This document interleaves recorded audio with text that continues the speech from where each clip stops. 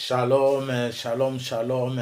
C'est le pasteur Manhattan, aigle royal du ministère Arbre de Vie en Italie, étudiant de la Torah authentique dans les campus bibliques Beth Midrash du professeur Chaim Wiesman d'Israël que je salue. Alors, Baruch Hashem, nous sommes avec le Rav Meloul pour une étude époustouflante sur l'humain, sur le corps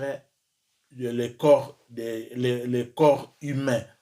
Alors, voilà, le verset est là, Deutéronome 16, 18, je lis, Shoftim ve shotrim titen lecha vechol she'arecha.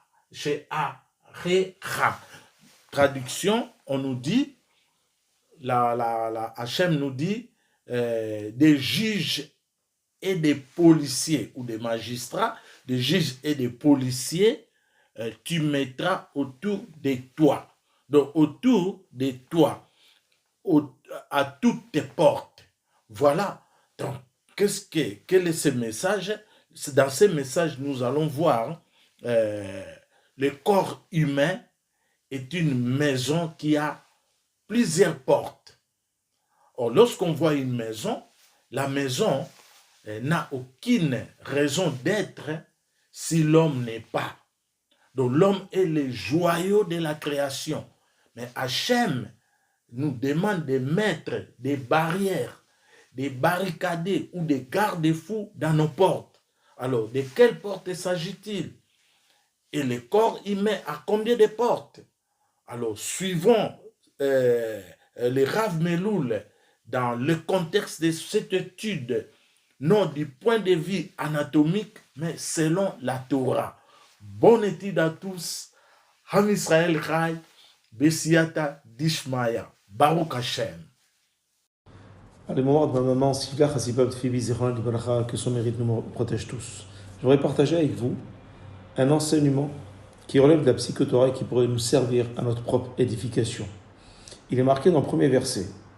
Il suffit de lire le texte d'une manière simple et concrète. Shoftim veshotrim titen lecha, des juges et des policiers, tu mettras autour de toi, Bechol sha'alecha, à toutes tes portes. Asher Hashem Elokecha noten lach lecha ishvatecha, que Hashem t'a donné. De quelle porte il s'agit, chers amis? On nous demande de mettre des policiers et des juges à nos portes.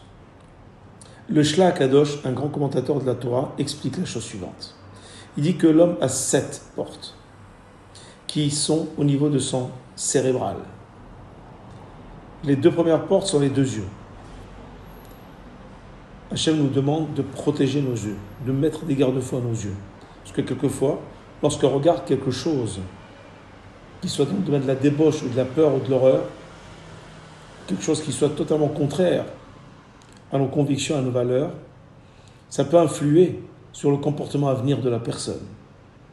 D'ailleurs, on le dit en psychologie, que lorsqu'on voit une image négative, débauchée ou terrible, cette image ne disparaît jamais.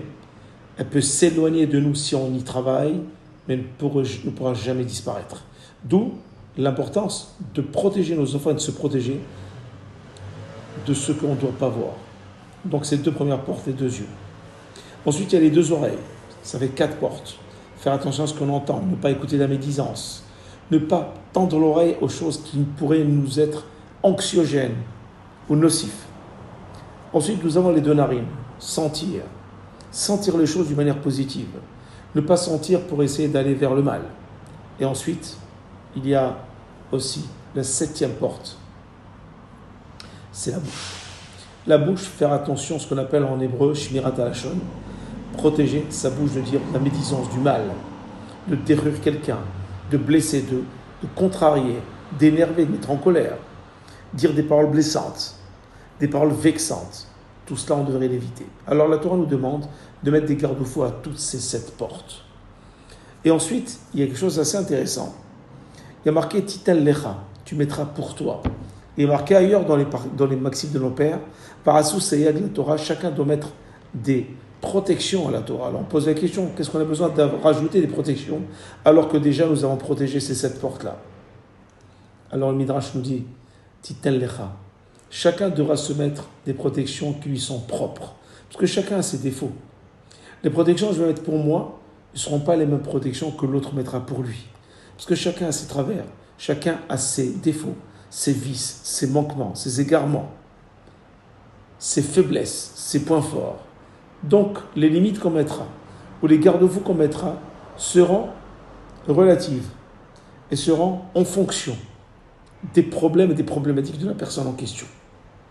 Voilà pourquoi cette paracha nous parle d'une manière véritablement importante et accrue en ces moments du mois d'Elul, on se rapproche de Rosh Hashanah, ou on se prépare à Rosh Hashanah durant ce mois des Selichot, où la personne doit se demander pardon pour ses manquements, prendre conscience de ce qu'elle n'a pas fait et de ce qu'elle doit faire, de l'évolution, de l'amélioration qu'elle doit opérer. Et donc, voilà une idée qui pourrait nous servir à notre propre édification et à nous améliorer et à être meilleurs, quelle que soit notre religion, pour être meilleurs personnellement et pour être un exemple pour nos enfants et pour nos proches. Gardons ces 7 portes, parce que ces 7 portes nous amèneront et nous provoqueront une amélioration, une évolution spirituelle, humaine aussi, dans les valeurs, dans le professionnel, dans le spirituel, dans tous les domaines, pour être meilleur et pour être quelqu'un de meilleur, afin que puissions nous voir un autre regard sur la vie et un autre regard sur notre avenir.